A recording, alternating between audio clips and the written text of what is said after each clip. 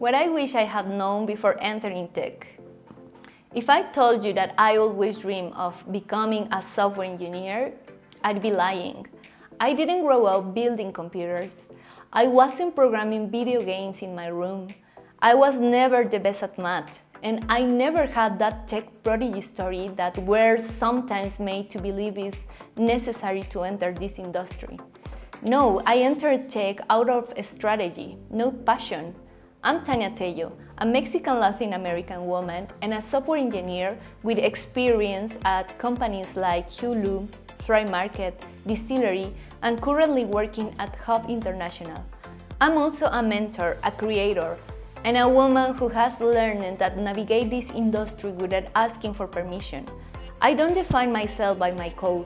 I define myself by my ability to solve problems, to adapt, and to find paths where no one seems to exist. But what I didn't see when I entered in tech were the invisible barriers. No one told me that in meetings I would have to repeat my ideas just to be heard. In interviews, I would be questioned more than my male peers. Despite my achievements, there could be moments then I'd feel like I had to prove my word over and over again. And most importantly, no one told me that English would be a barrier.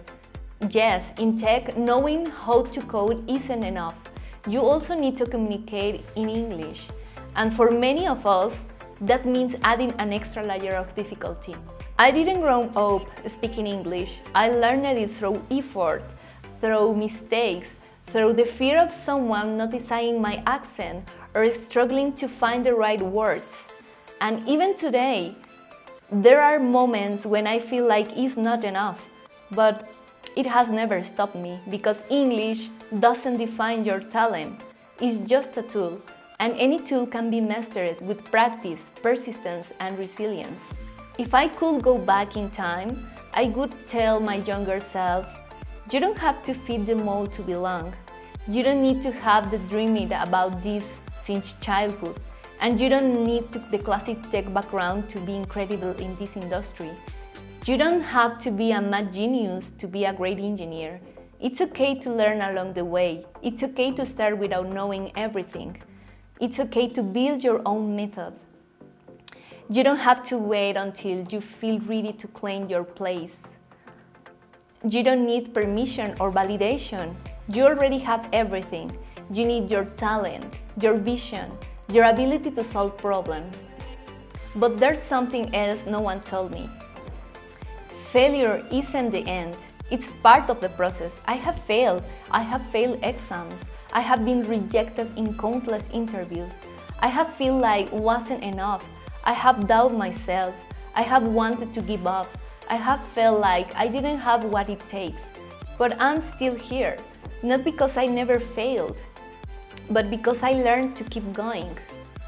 Because I understood that every mistake is part of the process. And that resilience is just as valuable as intelligence.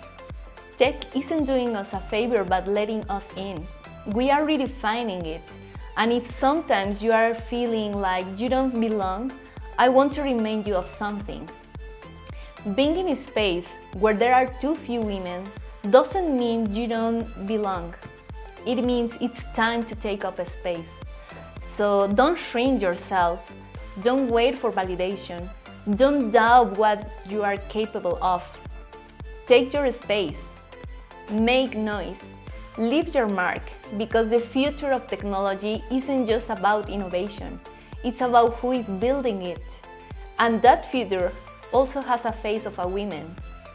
If you are here today wondering if you have what it takes to be in tech, the answer is absolutely yes.